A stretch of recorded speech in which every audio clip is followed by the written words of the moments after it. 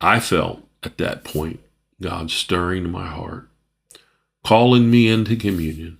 But I was reluctant. I was very reluctant to go beyond the door and face this looming presence head on. The fear felt eerie and familiar, like I said, like my childhood experience. It was kind of the fear that you have when darkness, heavy darkness, evil spirit waited just beyond that threshold. It was like the door was dividing the fear that I felt from where I was at. Determined, I came to the point where I was determined to not let this fear hold me captive.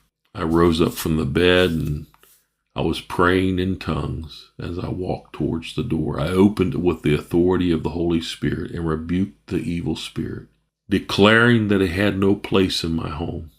As I continued to pray and speak in tongues, I sensed the spirit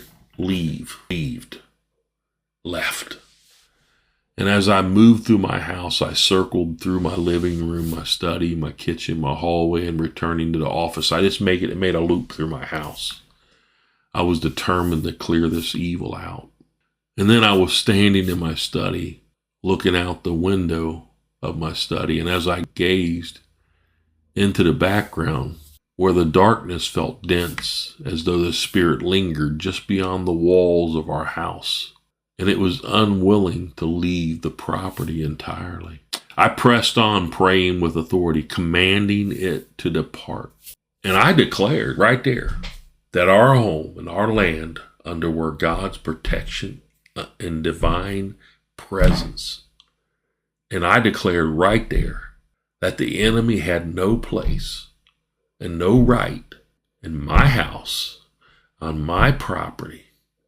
And I prayed through the power of the Holy Spirit and the power of God, and a peace washed over me.